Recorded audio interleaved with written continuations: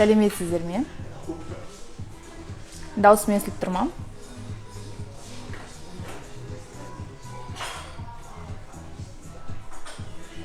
Қош келдіңіздер. Күткендеріңіз үшін көп алғыс.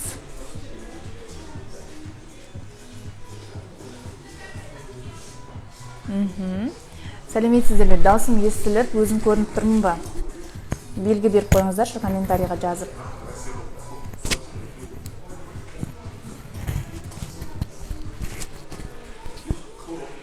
Вау, қандай белсендедіңіздер. Көп рахмет осыншама уақыт күтіп.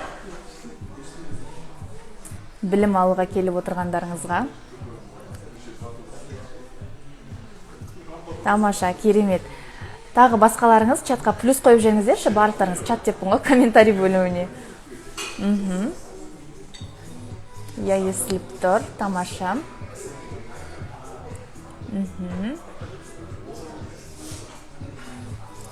Сәлеметсіз бе Ақбота ханым. Дауысыңызда түріңізде анық естіліп көрініп тұр. Керемет. Олай болса, бастаймыз кішкене. 30 адамға толғанда. 30 адам толды. Болды, кеттік олай болса. Қош келдіңіздер. Барлықтарыңызды бүгінгі эфирде көріп отырғаныма қуаныштымын. Бүгінгі эфир ерекше. Бүгінгі эфирде біз дәл эфир уақытында миымыздың қалай жұмыс жасайтынын, қалай жақсырақ есте сақтайтынын түсінетін боламыз. Яғни, біз есте сақтау жайлы әңгіме айтып отырмаймыз, біз нақты есте сақтауды практикада қолданамыз. Сондықтан осы сабақтың соңына дейін қараңыздар.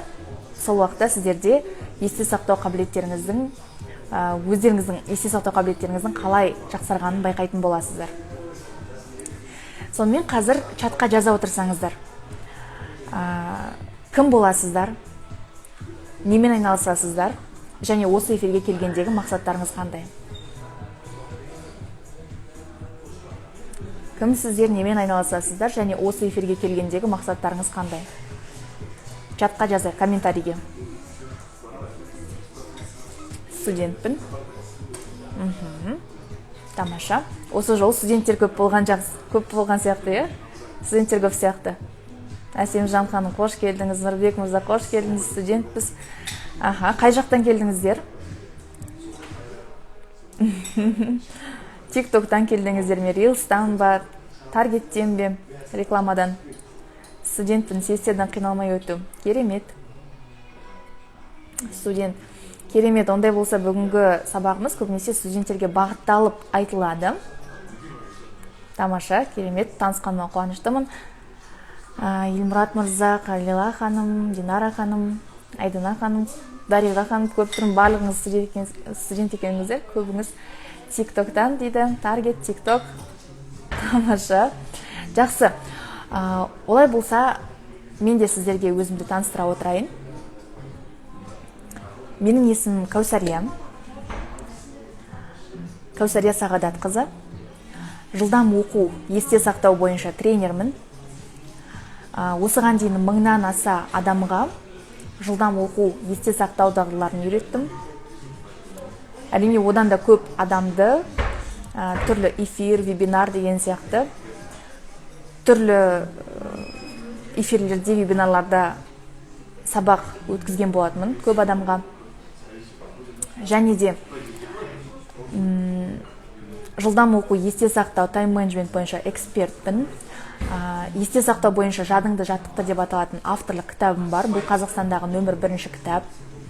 Басқа мұндай кітап жоқ. Қазақ тіліндегі қазақша ақпарат беретін және де нақты есте сақтаудан ең мықты эксперттік контент беретін. Және де қазақ әдебиеті бойынша шың кітаптың авторларының бірімін, осы жылы жарық көрген. Жалпы осы. Менің оқушыларым 1 минутта 400 000 сөзге дейін оқиды. 1,5 сағатта, 1 сағатта бір оқулықты жаттайтында оқушыларым бар. Жалпы осылай. Қалғанын практикада көре жатарсыздар. Біртіндеп бастайық. Қазір мен сіздерге сұрақ қоям. Мына пікірді мен оқымаймын. Егер осы жағдай кездескен болса сізде, сіз соған лайк басып отырасыз. Жақсы ма?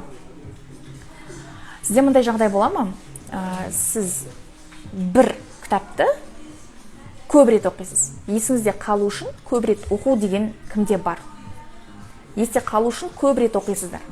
Бір рет оқыдыңыз, түсінбедіңіз, екі рет оқыдыңыз, түсінбедіңіз, үш рет оқыдыңыз. Әйтеуір ана ақпарат миыңызға кірмейді ше.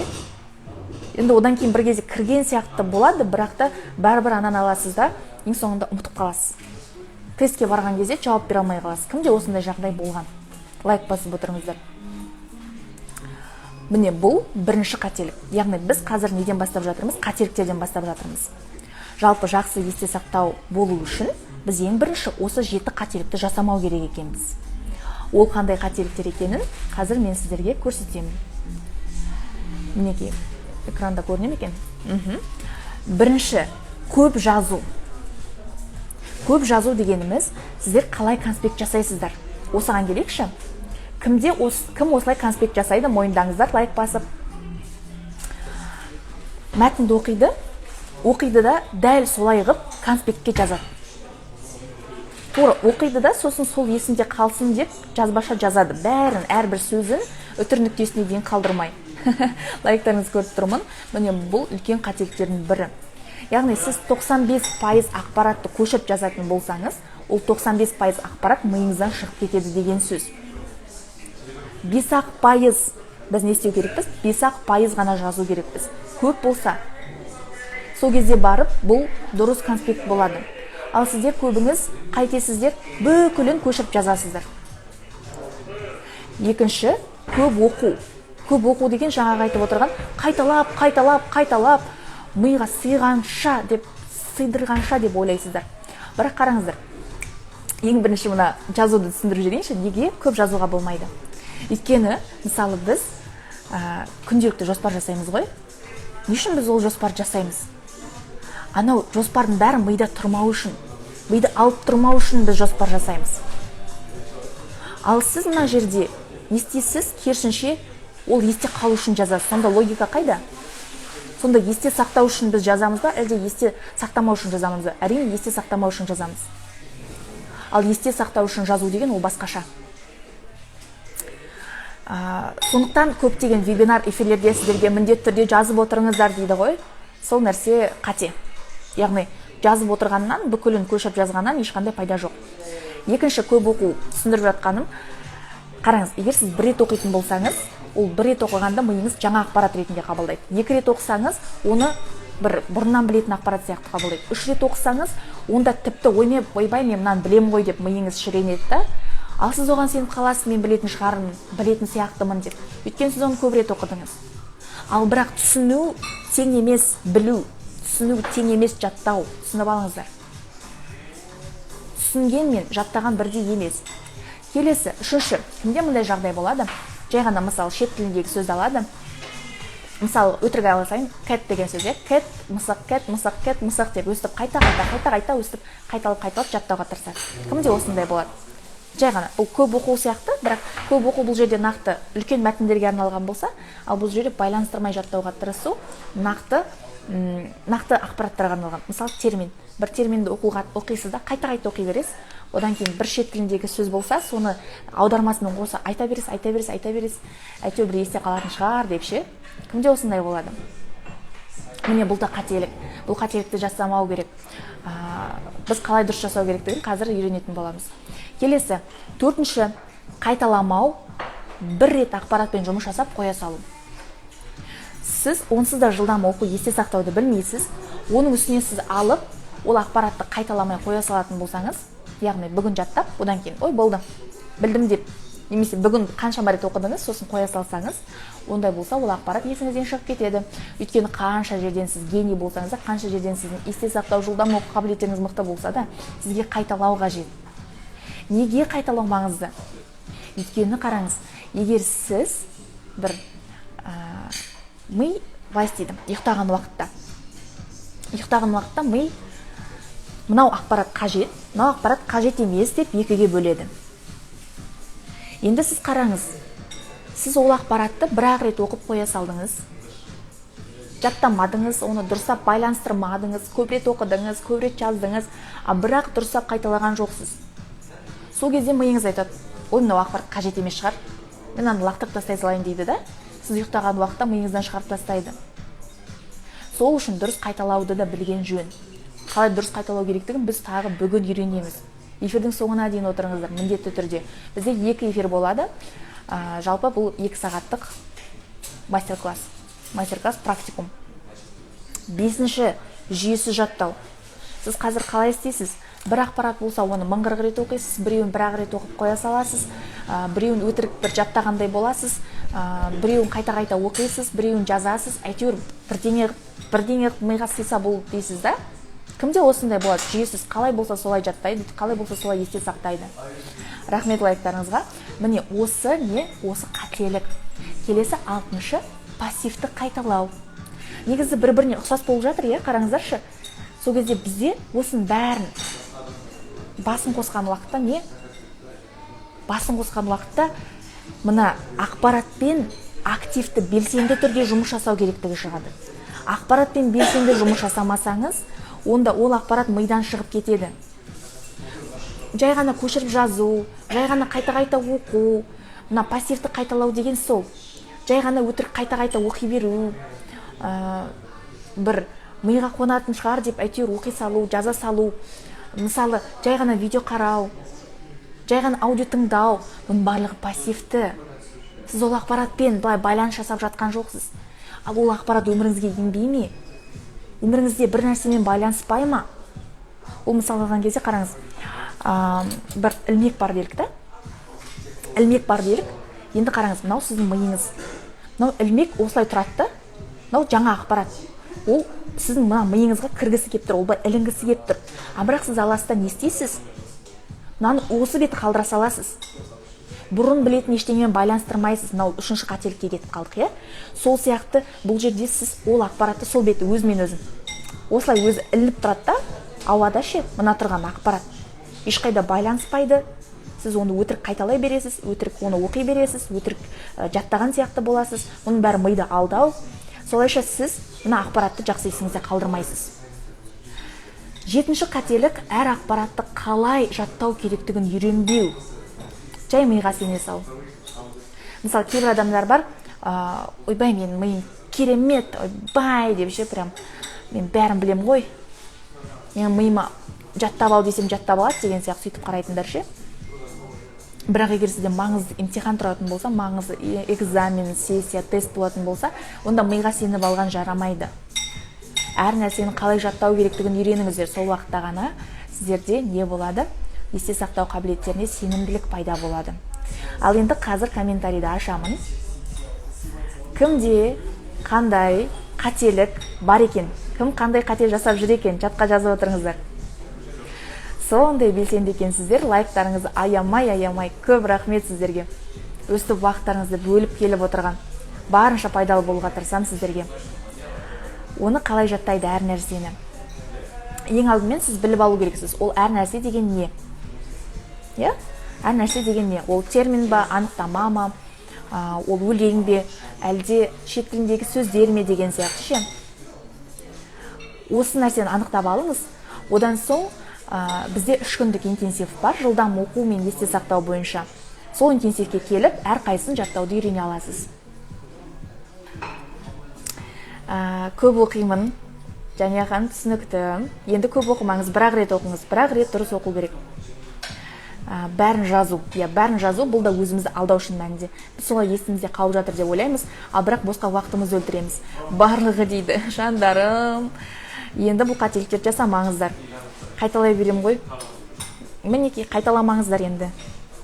Мүлде қайталамайды екен. Мүлде қайталамау да қателік. Қайталай беру де қателік, Қайталай беру деген, ол қараңыздар, байланыстырмай жаттаған ақпарат болады ғой. Бір мына бұрыннан білетін бір нәрсемен байланыстырған жоқсыз, сіз оны дұрыстап жаттаған жоқсыз. Есте сақтаудың жолдарымен жаттамай, қайталау бұл қателік. Есте сақтаудың жолдарымен жаттап, содан кейін қайталау бұл дұрыс. Барлығын жасап жатыр екен. Түсінікті, көп жазамын. Осылай емтихан сұрақтар деген сияқты. Емтихан сұрақтарын жаттауға сіздерге интеллект карта көмектеседі. интеллект карта жасауда 3 күндік интенсивте өтеміз. Барлық қателіктер Аружан ханым, енді жасамауға тырысыңыз. Қайталамаймын. Қайталамайсыз. Көп жазам, пассивті қайталаймын. Барлығы скорая сессия білім жаттау қиын тест болды. Иә, көп жазу ең басты мәселе. Интенсив туралы айтып беріңізші. Иә, айтып беремін бүгінгі міндетті түрде эфирдің соңына қарай. Содан соң бір нәрсеге келісіп алайық. Бір дегенде ше, мындай этикет деген нәрсе болады да. Біз сіздермен этикет бойынша жұмыс жасайық.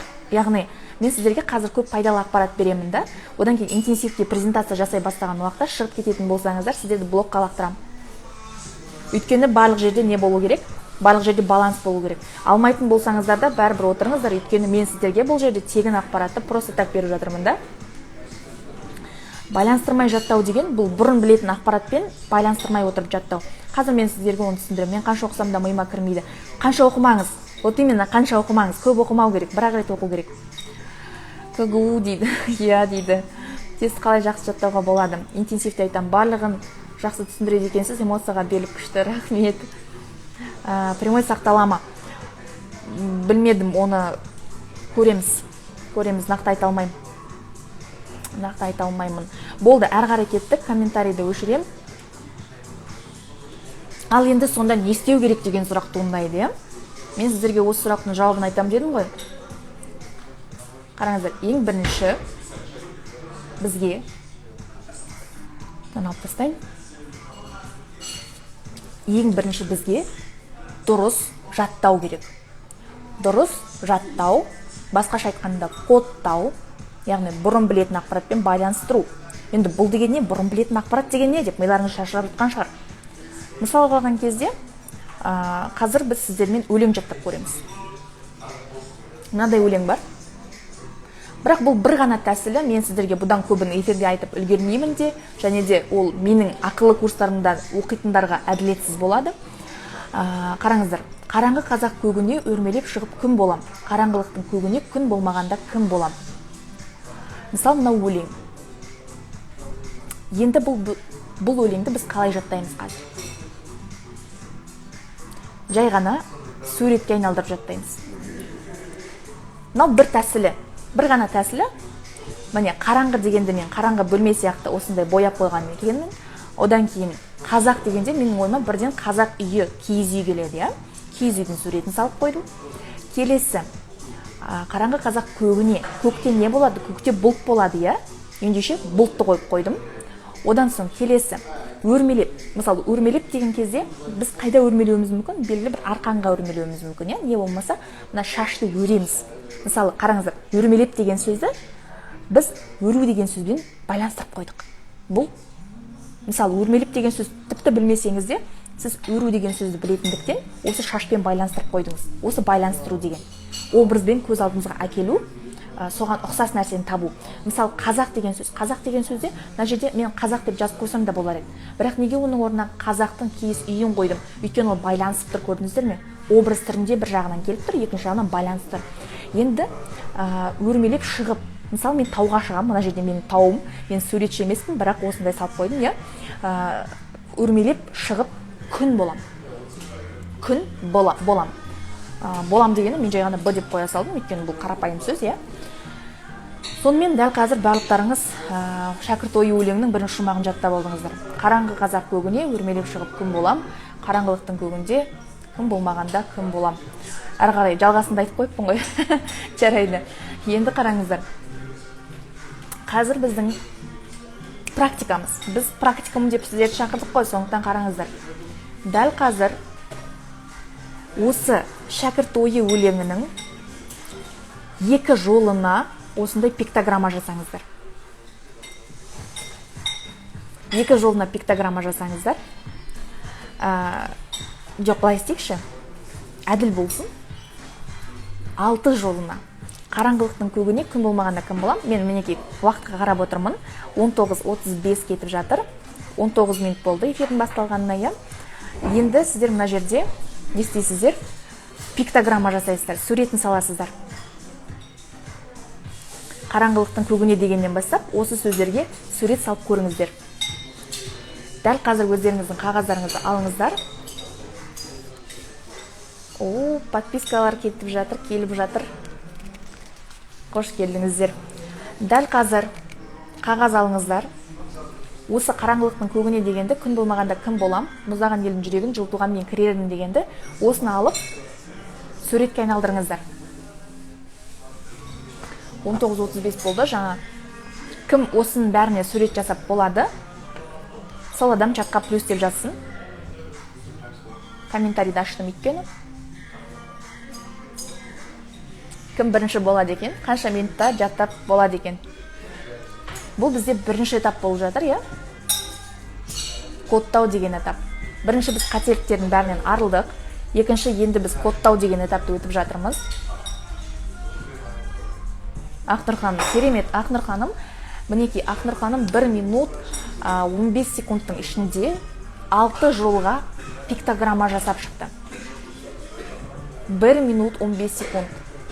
Бұрын Ақнұр ханым қанша уақытта сіз осындай өлеңді жаттаушы едіңіз? Жұлдыз ханым, керемет. Жұлдыз ханым болса шамамен 2 минуттай. Ақбота ханым, мінеки бәріңіз. Бұрын жаттауға қанша уақыт кетуші еді? Чатқа жазып отырыңыздар.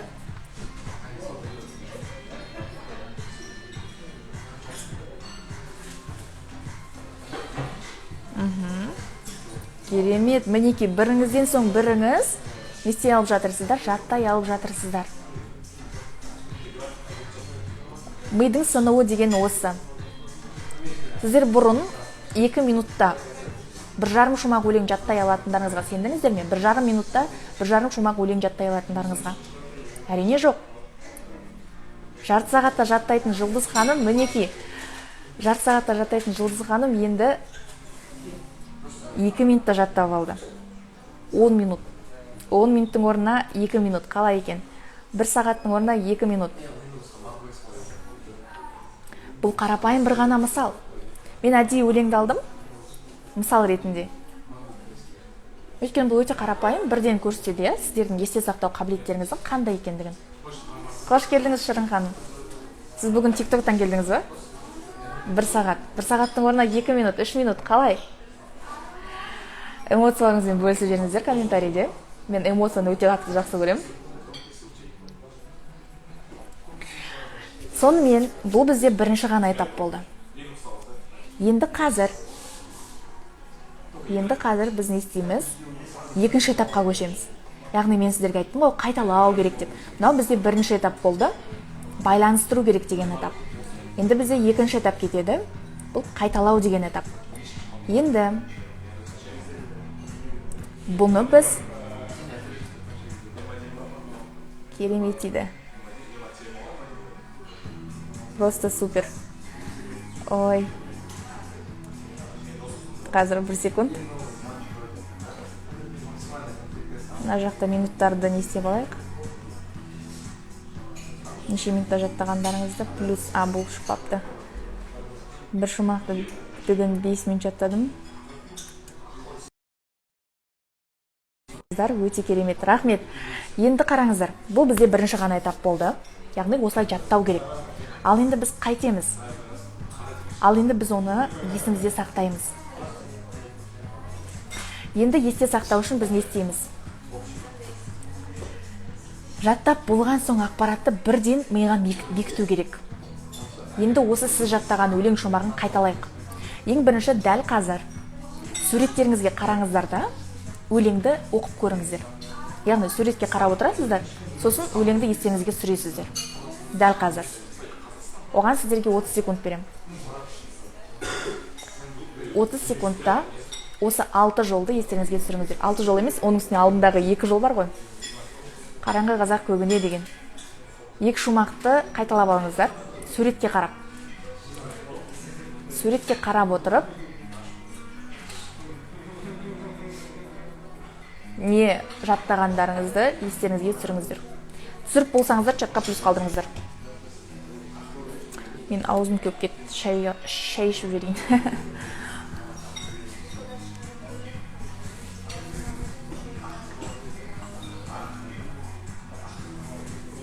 Көрмей қалдым ғой. Жарайды. Ташкентский шай бере салаңызшы.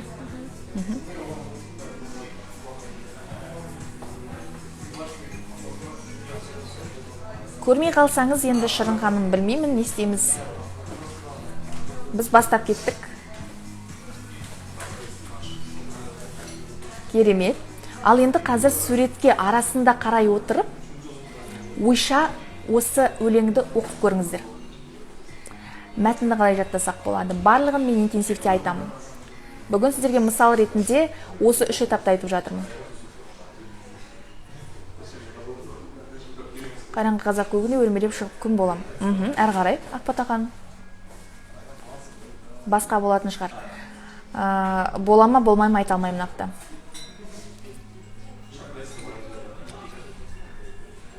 Нақты осы сәтпен жүріңіздерші.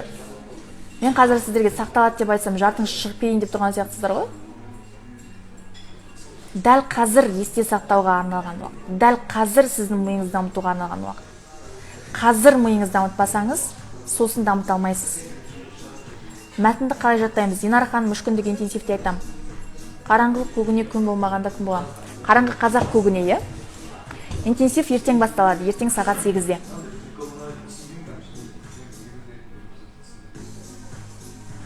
Жақсы, енді суретке арасында қарап отырып, ойша есіңізге түсіріп көріңіз. Мысал алғанда, есіңізге түсіріп жатасыз, сосын бір сөз есіңізге түспей қала ма, соны аласыз да, суретке қарайсыз, сосын есіңізге түсіресіз. Екінші бізде осылай. Мұздаған елдің жүрегін. Аздап қателесіп жатсаңыздар, онда тұрған ештеңе жоқ. Бұл бізде жаттығу. Суретке арасында қарай отырып, есімізге түсіреміз. Ал енді 3-ші, суретке қарамай, осы өлеңді есімізге түсіріп көрейік. Суретке қарамаймыз, былай ойша айтып береміз.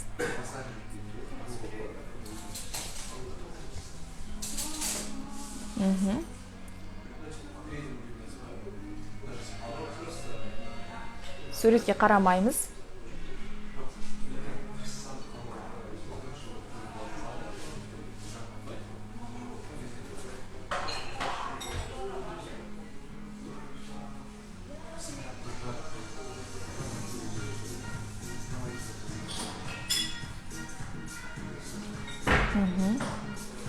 Кім суретке қарамай жатқа айтып бере алды?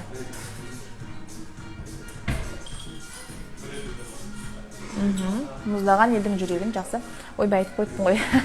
Кім суретке қарамай жатқа оқып айтып бере алды? Оқып емес, оқымай айтып бере алды.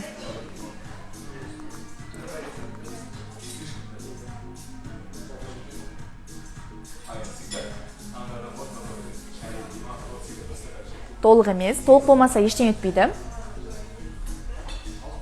Жалпы осылай қайталауға сіздерде 6 шанс бар. Яғни 6 рет қайталау керек сіздер. 2 рет суретке қарай отырып, 2 рет суретке арасында қарай отырып, және 3 рет суретке қарамай.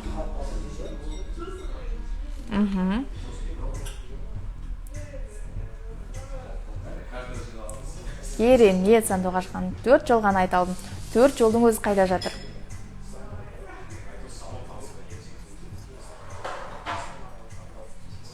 Жарайсыздар. Бұл бізде 2-ші этап болды. Бекіту. Бұрын сіздер біріншіден қате жаттап едіңіздер, екіншіден қате қайталап едіңіздер. Яғни қате жатталған нәрсені қате қайталап едіңіздер. Ал енді сіздер қалай жаттау керектігін білесіздер және қалай қайталау керектігін білесіздер. Қайталау кезінде сонда біз 6 рет қайталайды екенбіз. Берілген ақпаратты аламыз да 6 рет қайталаймыз. Ал енді келесі.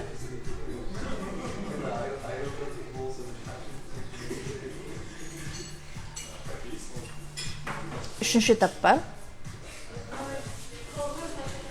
Үшінші этап бізде сақтау этабы.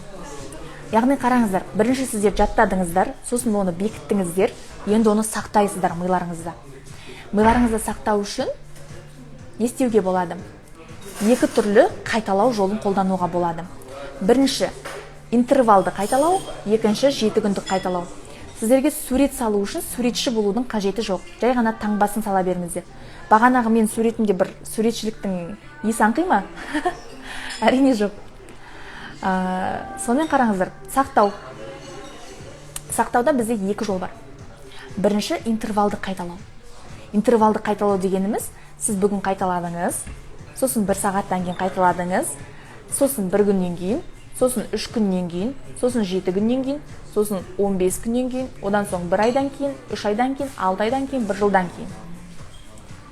Яғни белгілі бір уақыт сала отырып арасына, осы аралықты үлкейте отырып қайталау. Бұл интервалды қайталау деп аталады.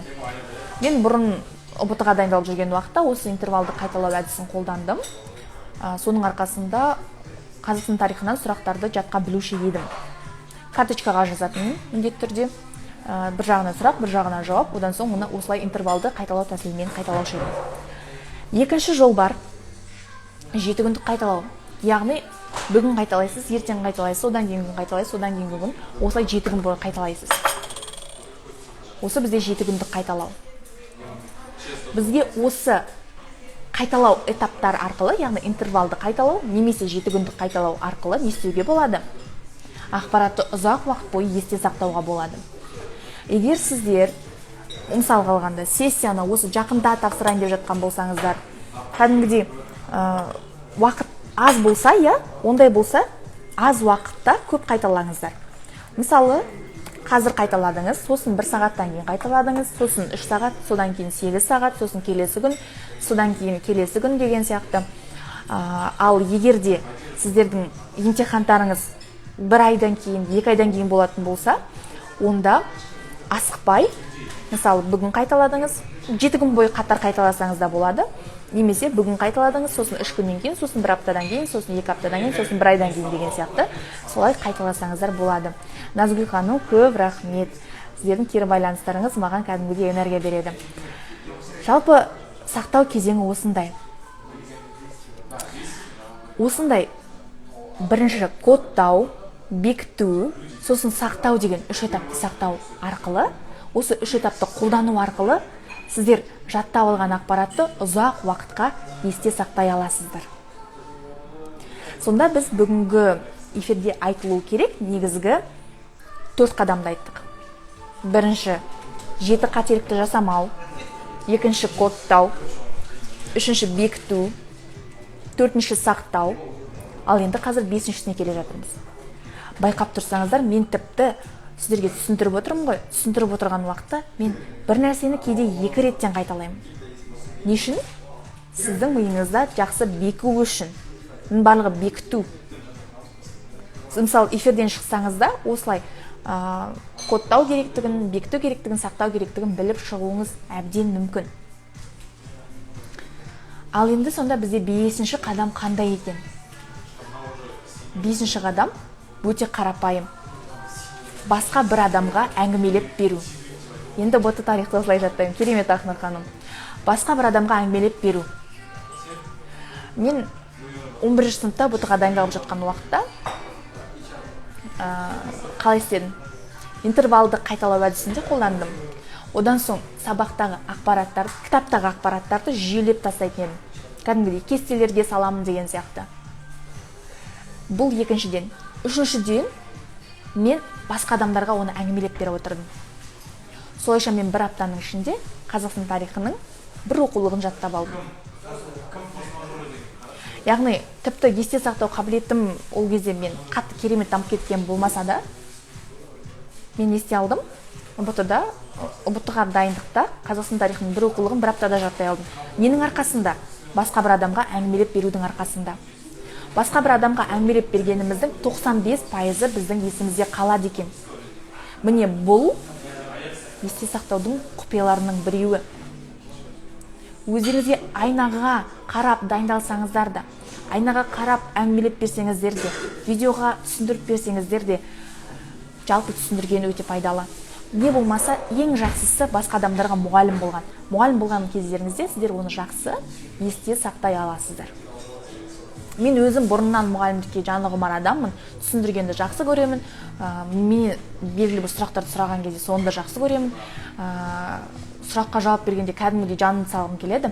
Мінекей, соның арқасында мен басқа біреуге бір нәрсе әңгімелеп берейін бе, ол бір жолаға есімде қалады десем болады.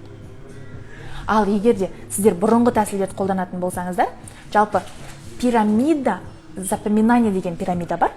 Ол бойынша егер сіз оқитын болсаңыз, жай оқығаныңыз 5%, 10% ғана есте қалады. Конспект жасағаныңыз 50% есте қалады. Енді интеллект карта болса ғана ол жақсы есте қалады. Ал егер де сізде мындай не болса, басқа адамдарға түсіндіру болатын болса, ол 95% есте қалады екен. Сондықтан бұл нәрсені не істемейміз, назардан шығармаймыз. Сессияға қалай дайындалса болады? Ең алдымен сізге сессияға дайындықта қандай материалдарды жаттау керек, соны біліп алыңыз. Қандай материалды жаттау керек, оның ішінде не бар, оның ішінде термин ба, анықтама ма, оның ішінде өлең бе, оның ішінде әңгімелеп беру ме, не ол, соны анықтап алыңыз. Одан соң әрқайсысын қалай жаттау керектігін үйреніңіз. Бұл бағанағы сіздерге айтылған 7 қателіктің ішіндегі біреуі, яғни әрбір нәрсені қалай жаттау керектігін білмей, соны алып бас салып жаттай салам деп ойлау. Егер сіздерге әрине мысал қалғанда стипендия қажет болмаса, егер грант қажет болмаса, жарайды онда. Қалай болса солай жаттаңыздар, қалай болса солай оқыңыздар, рұқсат. Бірақ түсінесіздер ме, есте сақтауды білмеу сіздерге көп минус әкеледі да. Сіз осы жолы жарайды сессиядан аман қалдыңыз, стипендияны сақтап қалдыңыз. Келесі жолы сіз аласыз да құлап қалуыңыз мүмкін. Өйткені жай ғана осы бұрынғы жаттау әдістерінің барлығын, сіз қалай істедіңіз, бұрынғы жаттау әдістерінің барлығын қолдандыңыз. Өте жақсы сұрақтар қойып жатырсыздар. Сессияға қалай дайындалса болады? Екінші сұрақты жауаппен жаттау керек. Ағылшынша сөздерді қалай жаттауға болады? Ағылшынша 15 естен бір аптада қалай тез есте сақтап шығуға болады? Бұл сұрақтың барлығы менің 3 күндік интенсивімде айтылады. Бұл сұрақтың барлығына мен сіздерге қазір бар болған 2 сағаттық эфирде барлығын айтып бере алмаймын. Ағылшынша сөздерді жаттау, ағылшынша мәтіндерді жаттау бізде 3 күндік интенсивтің 3-ші пакетінде, яғни менімен болатын пакетінде бар. Соған келсеңіздер үйрене аласыздар. Екінші сұрақты жауаппен жаттау өте оңай. Оны да интенсивке келіп үйрене аласыздар. Интенсив дей берді демеңіздер. Бұл жерде әрбір нәрсенің өзінің құны бар, я? Мысалы, сіз дүкенге барып, маған нан бере салыңызшы, тегін деп айтпайсыздар ғой. Ол жерде дәл сол сияқты. Жақсы. Ал енді қараңыздар. Қазір мен сіздерге қалай істесе екен? Сұрақ қояйын. Осы бүгінгі эфирдегі мына теориялық бөліктен, теория практикалық, енді мен көп сөйлеген негізі аса қатты жақсы көрмеймін, түсіндірген кезде. Өте аз уақытта тез түсіндіріп шықтым. Енді не түсіндіңіздер? Осы сіздерге айтылған 5 қадамнан. Ол 5 қадам қандай? Жатқа жазыңыздаршы. Өтініш интенсив жайында айтыңызшы, интенсивтің құны қанша, интенсивті асыға күтемін, интенсив. Ой, жандарым. Қазір мен сіздерге айтып беремін онда интенсив жайлы. Айтып беремін.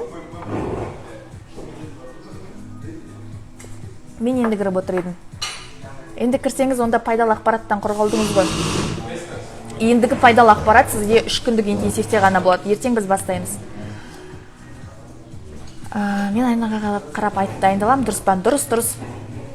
Солай дайындалу керек. Тағы қандай сұрақтарыңыз бар? Чатқа жазыңыздар. Әзірге. Қазір мен 2-3 минуттан кейін жалпы не нәрсені сіздерге есте сақтау маңызды. Қазір сіздердің емтихан, сессия, ұбт-ларыңызға не нәрсені жатқа білу қажет? Соны айтып жеңіздерші маған. 2-3 минут қана. Сосын сіздерге интенсивті асықпай түсіндіріп берем. Бәріңіз соны сұрап жатыр екенсіздер, онда түсіндіріп берейін. Қайталау арқылы интенсив. Жандарым. Осындай білімнің қадірін білетін адамдар жиналса, мәз боласың.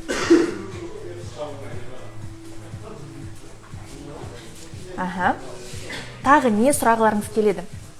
Қандай нәрсені жаттау сіздерге қиын?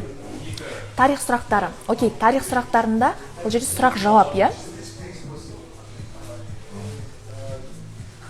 Тест. Тест түсіндім. Реакция, теория түсіндім. Барлық интенсивте бар. Теория, формула, есептер. Теория жаттай аласыздар. Интенсивке келіп, формула, есептер толық есте сақтау курсында. Билет жаттауды интенсивте үйренесіздер. Тест жаттауда да интенсивті үйренесіздер. Тарихтан билет түрінде болады, жай ғана жауап емес, бас аяғы болу қажет. 100 билет. Вау, 100 билет. Елестетіп отырмын, сіз қалай сол 100 билетті жаттап алдым, апай деп маған қуанып айтып жатқаныңызды. Жылдарды жаттау бізде 3 күнде үлгермейміз, жылдарды жаттауға ше. Ол кәдімгідей тақырып 1 апта өтетін. Үлгермейсіз оған. Интенсивте болмайды жылдарды жаттау, ол толық есте сақтау курсында болады. Тест жаттау интенсивте болады, ағылшын тест сұрақтарын жаттай аласыздар интенсивте, жылдарды интенсивте жаттай алмайсыздар. Тест және билеттер, біз оны қамтимыз интенсивте. Медицина саласында оқимын, сессияға дайындалу керек. Медицинада оқитындар барлықтарыңыз маған келіңіздер. Өйткені қанша жыл бойы сіздер қиналып оқисыздар ма, әлде есте сақтауды үйреніп алып, сосын рахаттанып, лафа болып жүресіздер ма?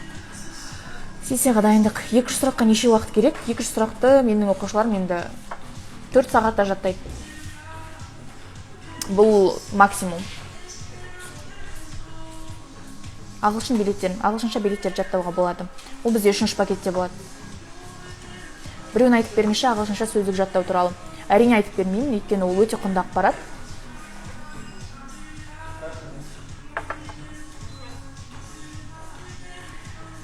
Барға қанағат дейді, былай айтқанда. 3 күнде үйренесіздер. Сіздер білесіздер ме, бұл интенсив басқа курстарда 1 айда үйрететін нәрсені 3-ақ күнде үйретеді. Басқа курстарда сіздер 1 ай жүресіздер, 6 ай жүресіздер, осына жиын аласыздар. Ал менде 3 күннің ішінде 3 есе жылдам оқып, 3 есе жылдам есте сақтап, оның үстіне оны сессия, емтихан, ОБТ дегендеріңізді қолдан алатын болып шығасыздар. От па? Ал енді қараңыздар. Бізде өзі 3 пакет бар. Интенсив дегеніміз 3 күндік бағдарлама. Оның 3 пакеті бар. Рахмет, Нұрбек мырза. Оның 3 пакеті бар. Қазір мына жерде мен бағаларын таныстырып жатырмын. Мен кешінше бастайыншы. Жоқ, кешінше бастай алмайды екем. Жалындаған от қой, рахмет, көп рахмет. Қараңыздар, мынау бізде 1-ші пакет. Бұл 1-ші пакеттің ішіне не кіреді? Тек қана видеолар кіреді. Яғни қысқа видеолар. Бұларды сіздер қарау арқылы өздеріңіз теориясын ала аласыздар, әрі қарай практикасын өздеріңіз жасайсыздар. Яғни, мысалы алғанда тест жаттау керек па? Тест жаттауда өздеріңіз қолданасыздар. Жай кітап жаттау керек, интенсив көмектесе ма маған. Кітап жаттауға 3-ші пакетті алсаңыз, ол көмектеседі. Динара ханым, 3-ші пакетті алсаңыз көмектеседі. Ал 1-ші пакеттің ішінде жақсы есте сақтауға әсер ететін 7 фактор. Мына қасында 5 деп тұрған, ол оның құндылығы. Яғни осы ақпаратты басқа жерден алатын болсаңыз, оны қанша теңгеге ала аласыз. Одан кейін кез келген ақпаратты жаттаудың 3 ережесі. Одан кейін 60 минутта 60 термин жаттау жолы. Термин жаттауды үйретем бұл жерде.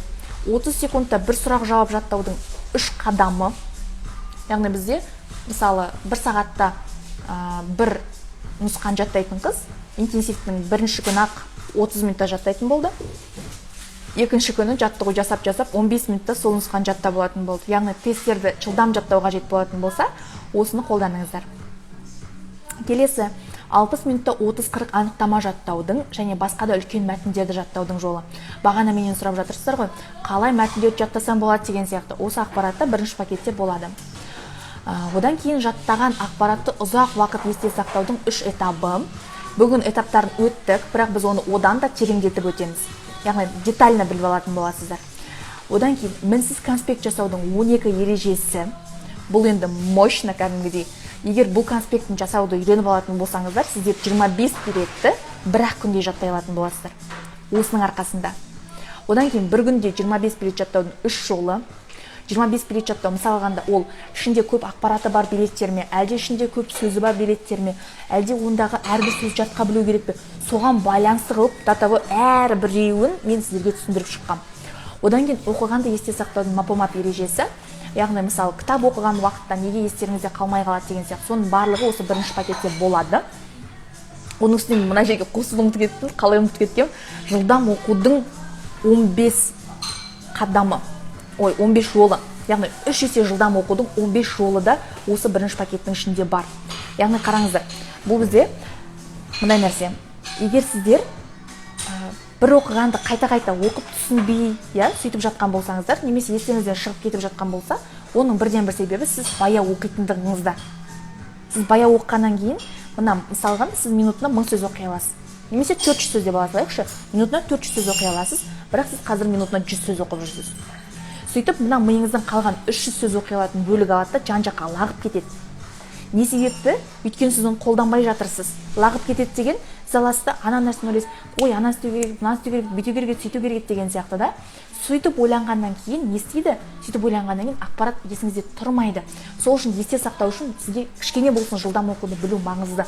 Біз оны да осы интенсивке қосып қойғанбыз. Ол бірінші пакеттегі баға. Енді қараңыздар.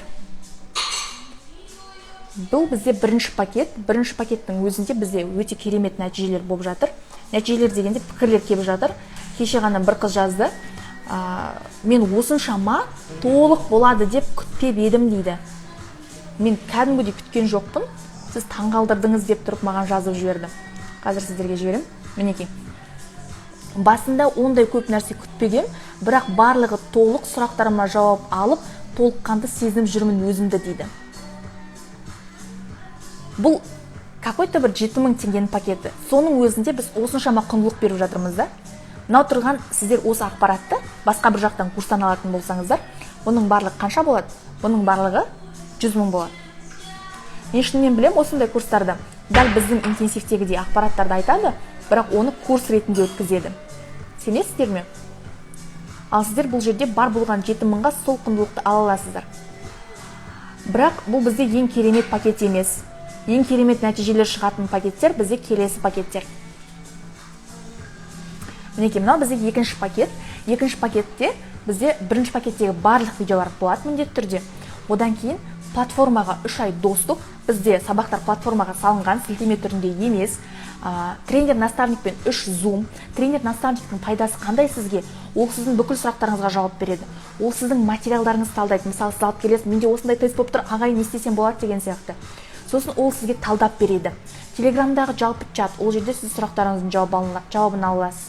Тренер-наставниктен WhatsApp-та жеке кері байланыс материал талдау аласыз. Яғни сіз мысалы алғанда бір билетіңіз алып келесіз, ағай менде осындай билет болып тұр, бізде Еркебұлан мырза есте сақтау бойынша зумдарды өткізеді. Ағай менде осындай материал болып тұр, осындай менде проблема болып тұр, қалай оны шешсем болады деп, сөйтіп сіз сұрайсыз да. Сөйтіп ол алады да дәл сол WhatsApp-та сіздің материалдарыңызды талдап, осыны осылай жатта, мынаны былай жатта деп сізге айтып береді. Бұл бізде екінші пакеттің несі? Екінші пакеттің ішіне кіретін ақпараттар, екінші пакеттің ішіне кіретін разбор, материал разбор, практика. Бұның құндылығы қарап тұрсаңыздар 142 500 теңге екен. Ал 24 сағатқа, осы бүгінгі сағат 7-ден бастап, келесі 7-ге дейін бұның бағасы 14 000 теңге болады. Бар болған 14 000 теңгеге сіз 142 500 теңгелік ала аласыз, құндылық аласыз. Бұл басқа курстарда тіпті жоқ нәрсе. Мен қазір сіздерге басқа курстар деп не курстар айтып отырмын, көрсетпей қояйын, бірақ егер ізденіп көретін болсаңыздар, дәл осы 3 күндік интенсивтегідей білімді 3-ақ күнде беретін бірде-бір бағдарлама жоқ Қазақстанда. Тек Қазақстанда емес, тіпті Ресейде жоқ. Болатын болса, ол бағдарламалардың бағасы қаншадан басталатынын айтайын ба? 150 000-нан басталады. Оған бизнесмендер барады. Ал мен қазір сіздерге, оқушылар, студенттер, сіздерге бұны қолжетімді қылып отырмын. Бұл бізде екінші пакет, оған 45 орын бар. Ал енді бізде ең оттың от пакеті, үшінші пакет, бұл прям VIP пакет, VIP-тің VIP-і. Бұның ішіне бәрі кіреді. Ағылшынша 50 сөзі бар абзацты жаттау 35 000 теңге. Құндылығы. Бір сағатта бір оқулық жаттаудың 11 қадам. Мен мына жерде ағылшынша сөздері бар абзацтарды жаттауды қайдан үйрендім? Мен бұны неден үйрендім? Тура бір мастер-класстан үйрендім. Бір мастер-класстың ғана бағасы 35 000 тұрғантын сол кезде. О, Света ханым, қош келдіңіз. Чатқа жазып отырыңызшы, осы интенсивке қатысыңыз ғой, қалай болды сізге? Одан кейін келесі, бір сағатта бір оқулықты жаттаудың 11 қадамы. Осы тәсілдің арқасында менің оқушыларым бір жарым сағатта бір оқулық жаттайды. 6 оқулықты бір аптаның ішінде жаттаған оқушым бар. Елестетіңіздерші, 6 оқулық бір аптада. Бұл жерде интенсив болғандықтан сіздер ең болмаса 3 күннің ішінде бір оқулық жаттай алатын боласыздар. Одан кейін ұбт-ға дайындық лайфхактары. ұбт немесе сессия тапсыратындардың жіберетін ең үлкен қателігі. Сессияға дайындық лайфхактар, осының бәрі осының ішіне кіреді. Сессияға қалай дайындалсам болады деп бағана сұрап жаттыңыздар ғой. Ағылшынша мәтіндерді қалай жаттасам болады, 15 эссені қалай жаттасам болады бір аптаның ішінде деген сияқты. Осының барлығы осы 3-ші пакетте бар. Бірақ бұл 3-ші пакеттің орын саны бар болғанда 18. Яғни мен көп адаммен бірдей осылай жұмыс жасай алмаймын да, көп адамға бірдей түсіндіре алам, бірақ мен ол кезде бұлардың материалдарын талдай алмай қалам. Ол кезде әрқайсына жеке назар аудара алмай қалам. Сол үшін де мен бұл жерде не істедім?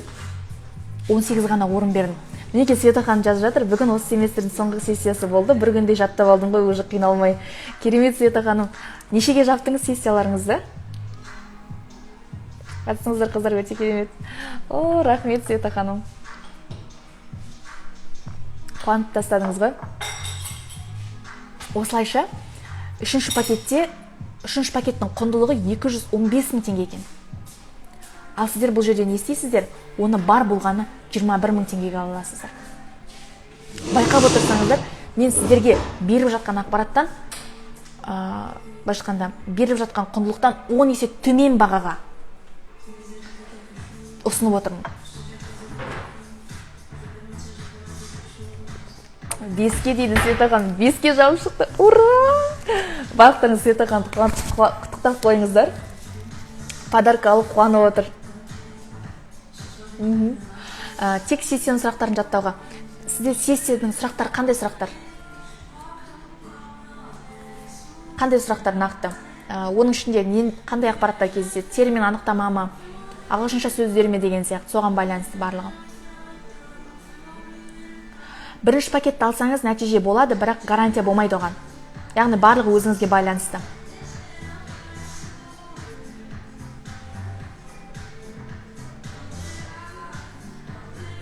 Мен мына жерде қалай комментарий жазам? Жаздым ғой. Я, барлығы тек қазақша. Мәссаған. Мен нөмір жібере алмай жатырмын. Мына жақта мен командамнан адамдар бар ма? Назерке ханымның нөмірі керек. Термин тек. Термин болса, онда 2-ші пакетті алсаңыз болады. Билет пен тест жаттау үшін қай пакетті аламын?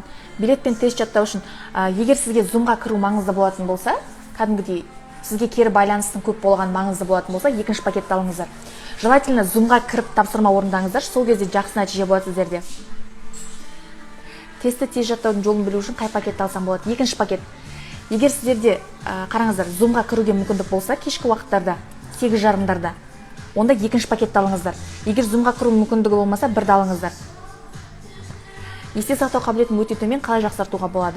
Осы 3 күндік интенсивке келіп жақсарта аласыз, Жанат ханым. Міне мынау біздің Каспиіміз.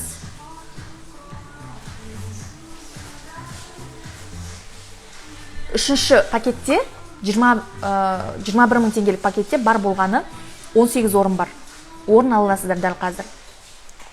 Тест сұрақтар жауаптарымен, сосын теория есептер. Егер қайсын таңдарларыңыз білмей жатсаңыздар, 2-ші пакет таңдаңыздар. Егер ағылшын тілі деген сияқты, одан кейін нақты менімен жұмыс жасағыларыңыз келсе, онда 3-ші пакет таңдаңыздар. 1-ші пакетте де нәтиже болады. Просто ол кезде сіздер өздеріңіз жауап бересіздер да. Мен сіздерге мысалы түсінесіздер ме, түсінбейсіздер ме, оған жауап бере алмай қалам. Оның үстіне сіздерге разбор болмайды материалдарыңызға. Сол үшін, егер сіздерге куратормен жұмыс жасау норма болса, куратормен жұмыс жасай алатын болсаңыздар, наставникпен Zoom-да, онда 2-ші пакет таңдайсыздар, 14 мың теңгелік. Ал егер де менімен жеке жұмыс жасағыларыңыз келсе, онда 3-ші пакет таңдайсыздар.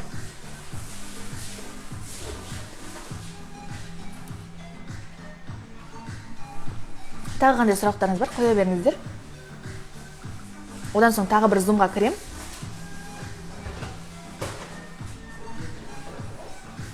Кім төлем жасап жатыр, бір дегенде осында жазып отырыңыздар. Біз бірден ертең бастаймыз. Бағасы 1-ші пакет 7 мың, 2-ші пакет 14 мың, 3-ші пакет 21 мың теңге. Қазір 7 мың деген бағаны сіздер ешқайдан көрмейсіздер. 7000, 14000 дегендерде күлкілі бағалар ғой шын мәнінде. 14000 екінші пакет қарап алыңыздар. Одан кейін стористе де бар осы ақпараттар. Стористерінде көре аласыздар.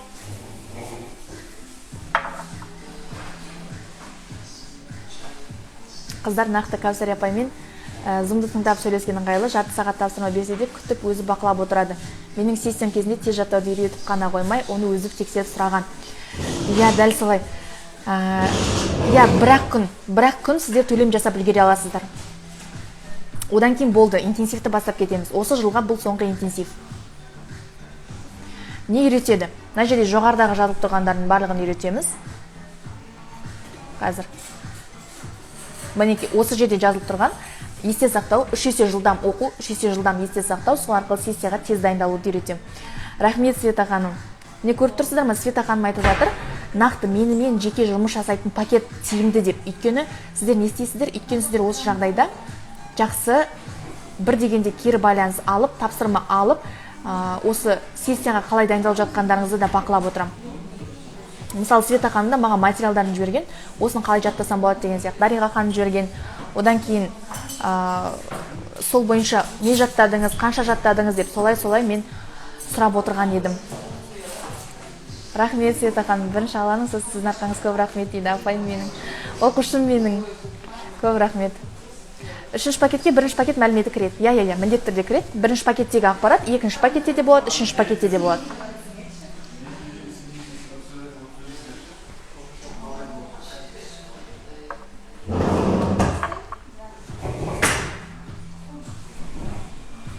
Міндетті түрде олар кіреді. Интенсивке қатысты сұрақтарыңызды қазір мен тағы бір эфир бастаймын. Сол эфирге кірген кезде қайтадан қоя аласыздар. Мен менеджердің нөмірін сіздерге жібере алмай отырмын. Қазір келесі эфирде менеджердің нөмірін қойып қоям. Сол нөмірге сіздер чектерді жіберіп отыру керексіздер.